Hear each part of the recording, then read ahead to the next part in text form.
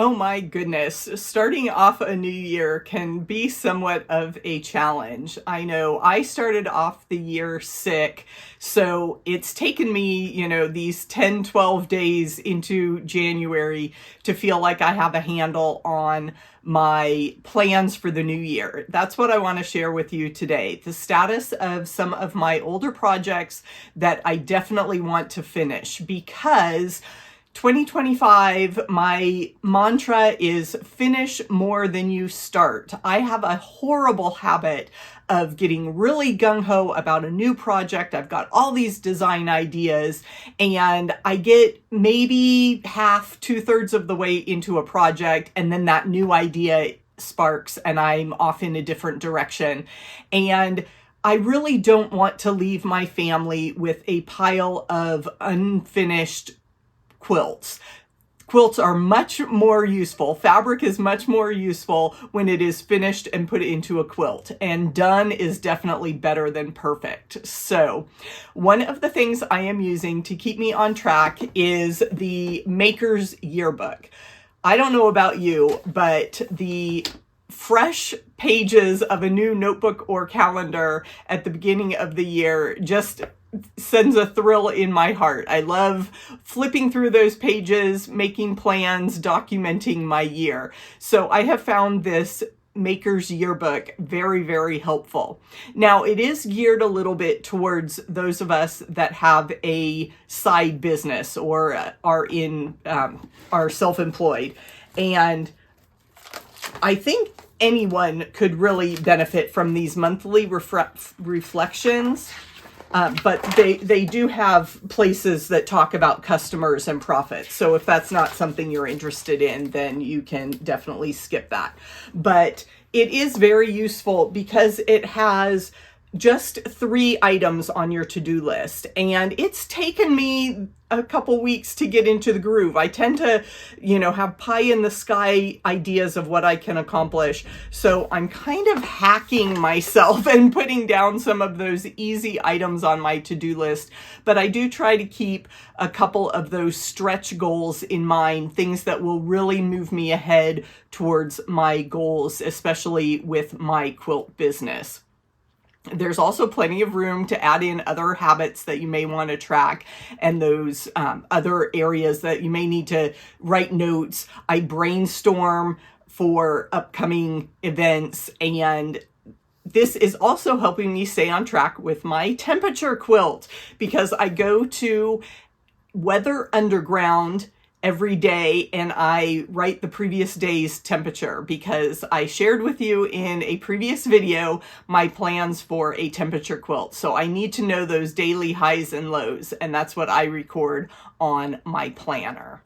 So I've got a couple block of the month projects that were started in the fall of 2024 that I want to finish up here in 2025. So let's take a look at the status of those projects.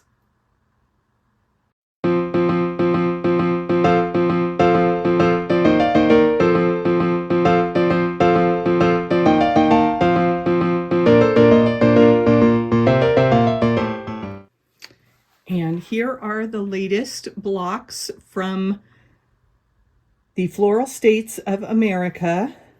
This is Missouri, and there was no white fabric included in this, so it's a little hard to read, but I did write in the state name Missouri and the flower white hawthorn blossom there. So all the blocks are labeled. This is Alabama. That is the camellia. Maine has the white pine cone and tassel as their state flower. Michigan has the apple blossom, and Wisconsin is the wood violet. And I'm just using a Micron archival ink pen to write on my fabric, and I know that does not bleed, and it should stay in there as a nice historical record of this project. These are the jelly chain blocks that I started in September of 2024 as a project on National Sew a Jelly Roll Day. They are really fun, quick and easy blocks to make from 2.5-inch strips. And I have about 28 of the blocks done in that warm and cool colorway. And I do have some strips remaining. I've got pieces cut, but as I'm looking at my leftover fabric and the pieces I have cut, I have a lot of yellow and I don't have much of the orange. So I did grab some more orange, a batik kind of hand dye, I think this was originally, and that'll blend in with those colors as well, just to give me a little bit more variety. I do need to cut more of my 2.5-inch white squares to make the chain across the black, and I've got plenty of strips for that. I'm thinking I need at least 42 blocks to make a good size quilt. So this project is still considered a work in progress, a WIP. It has not been abandoned in the UFO pile yet.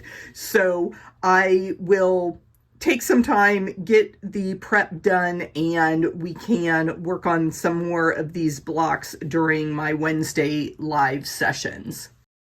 I'm sure I will find another project or two to add to this list, but I'd love to hear what you are working on here as we start 2025. Let me know in the comments, and I'll see you in the next video.